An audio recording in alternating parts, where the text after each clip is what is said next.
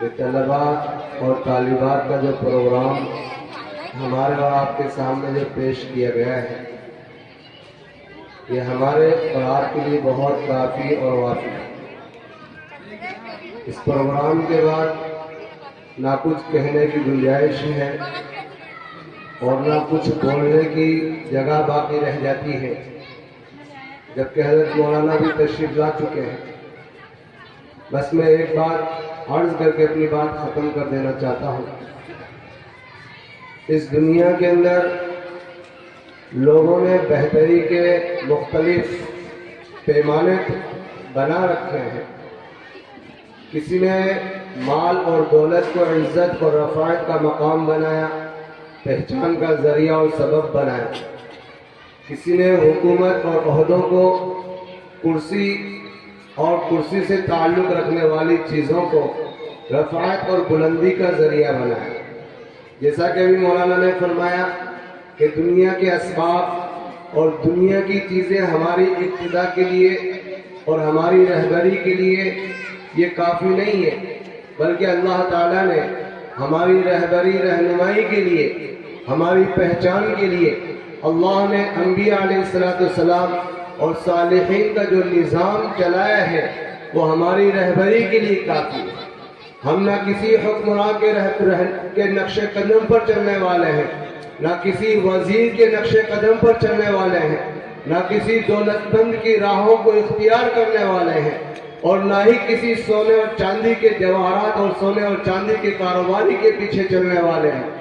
ہم جن ہستیوں کے نقش قدم پر چلنے والے ہیں وہ انبیاء ہیں، وہ صلحاء ہیں، وہ صحابہ ہیں، وہ صحابیات ہیں، وہ نیک وہ لوگ ہیں جو اللہ سے ڈرنے والے اور اللہ کا پتہ بتانے والے ہیں، جو ہدایت کی راہوں پر خود بھی گامزن ہوئے اور جنہوں نے اپنی قوم کو، اپنی ملت کو، اپنی امت مسلمہ کو اللہ کے راستے پر چلنے کی دعوت دی۔ اسی راستے کی دعوت ہمیں قرآن بھی دیتا ہے، اہدنا الصراط المستقیم، کہ امت محمدیہ اگر تمہیں چلنا ہے تو دنیا کے پیچھے نہیں، اگر تمہیں چلنا ہے دولت کے پیچھے نہیں، اگر تمہیں چلنا ہے سونے اور چاندی کی چمک کے پیچھے نہیں، اگر تمہیں کوئی راستہ اختیار کرنا ہے تو محمد رسول اللہ صلی اللہ علیہ وسلم کا راستہ ہے، وہ خدیجۃ الکبریٰ کا راستہ ہے، وہ فاطمۃ الزہرا کا راستہ ہے، وہ صحابیات کا راستہ ہے، وہ مریم کا راستہ ہے، وہ آسیہ کا راستہ ہے، وہ نیک اور صلحاء عورت اور خواتین کا راستہ ہے۔ اللہ نے جو بہتر بتایا ہے، خیرکم من تعلم القرآن وعلمہ، ہم اس دنیا کے انسانوں کے اندر دیکھیں، کسی نے مالداروں کو بہتر بتایا، کسی نے جائیداد والوں کو بہتر بتایا، کسی نے حکمرانوں کو بہتر بتایا، کسی نے وزراء اور امراء کو بہتر بتایا، لیکن ہم پوچھے اس خالق کائنات سے، ہم پوچھے زمین کے اور آسمان کے مالک سے، ہم پوچھے سورج اور چاند کو روشنی دینے والے سے، ہم پوچھے اس کالی کملی والے سے جو ساری دنیا کے لیے، ساری انسانیت کے لیے، ساری کائنات کے لیے رہبر اور مقتدی بن کر کے آیا ہے۔ اللہ کے نبی علیہ السلام نے فرمایا کہ بچوں، اے بچیوں، دنیا کے بسنے والے انسانوں، تم میں سب سے بہترین اگر کوئی بچہ ہے، تم میں سب سے بہترین اگر کوئی بچی ہے، سب سے بہترین کوئی مرد ہے، کوئی عورت ہے، تو وہ بچے اور بچیاں ہیں جو قرآن کی تعلیم حاصل کرتے ہیں،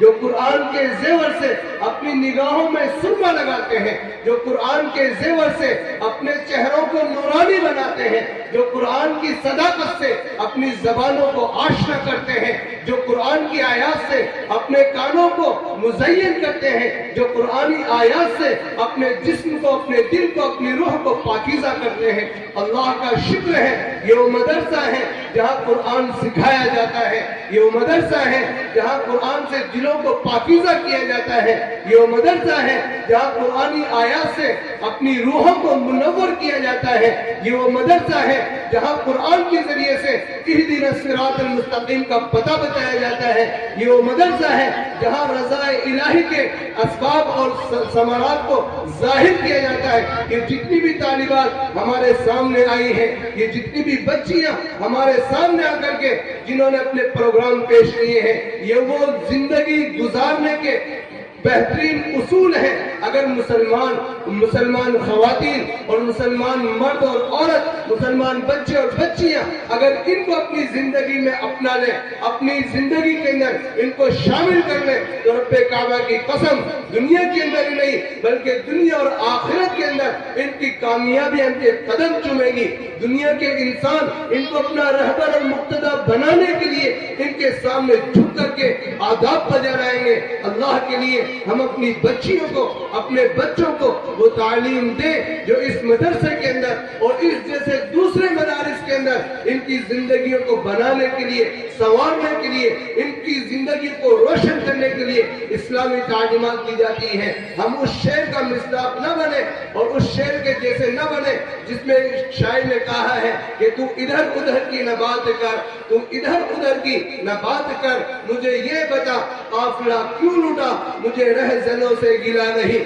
تیری رہبری کا سوال ہے۔ ہر ماں باپ یہ دیکھے کہ میں اپنی بچوں اور بچیوں کی کیسی رہبری کر رہا ہوں، میں اپنے بچوں کو، اپنی بچیوں کو کیا تعلیم دے رہا ہوں، میری رہبری کے اندر میرے معصوم بچے کدھر اپنی زندگی کو لے جا رہے ہیں، ان کی جوانیاں کدھر جا رہی ہیں، ان کا بچپنا کدھر جا رہا ہے، ان کے شب و روز کدھر جا رہے ہیں، ان کی محفل اور تنہائیاں کدھر جا رہی ہیں۔ ہم اپنے بچوں کی بہتر رہنمائی کریں، بہتر تربیت کریں جو اس مدرسے کے اندر دی جاتی ہے۔ اللہ پاک اس مدرسے کو اور مولانا جابر صاحب کو، ان کے رفقا کو، معلمین اور معلمات کو دن دونی رات چوگنی ترقیات سے نوازے، اور اللہ پاک اس ادارے کو اور ان تمام خدامان مدرسہ کو اللہ پاک قبول فرمائے۔